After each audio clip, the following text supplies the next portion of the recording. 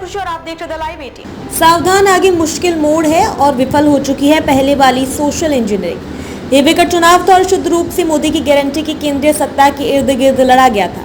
इसमें क्या संदेह है कि नरेंद्र मोदी ने अपने समय में एक फिनोमेना को जन्म दिया है। 2014 में जब उनका पहला चुनाव था तो परिस्थितियों में एक तात्कालिकता थी, धारणा से उपजी प्यास थी, इसलिए वह कथा कहान के हिसाब से सबसे अच्छे स्टोरी टेलर थे और सबसे ज्यादा शेयर की जाने वाली कहानी। एक आशा ने उनके रास्ते अपना रास्ता तलाशा। दूसरे चुनाव में उस पहले के आभासी बिंब पर मोहर का मौका था।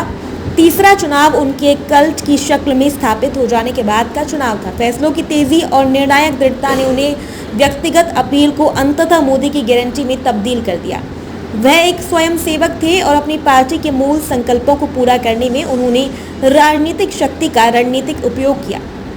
इस तरह रचे गए मुहावरे ने उन्हें ढेरों भक्त दिए और विरोधी भी। विरोध का स्तर ये था कि उनकी विफलता की कामना ही कई लोगों के जीवन की साध बन गई।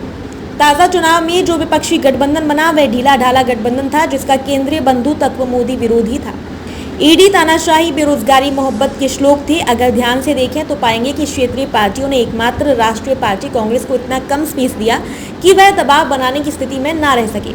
समाजवादी पार्टी उत्तर प्रदेश में, राष्ट्रीय जनता दल बिहार में और एनसीपी शिवसेना महाराष्ट्र में कांग्रेस को पहले पायदान पर कुछ कैसे दे सकती थी। रही बात आप और टीएमसी की, तो वह पंजाब, पश्चिम बंगाल में समझौते से दूर ही रही।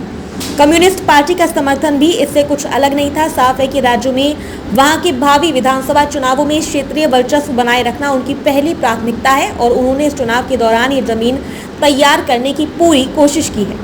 उत्तर प्रदेश ऐसा ही एक उदाहरण है जिससे समझा जा सकता है कि सोशल इंजीनियरिंग का कथित मुहावरा कैसे काम करता है।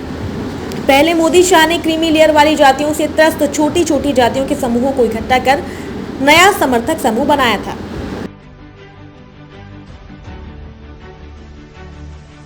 अब तक के लिए बस इतना ही, फिर होगी आपसे मुलाकात ऐसी एक और खबर के साथ। अब तक के लिए नमस्कार और देखते रहिए द लाइव 18।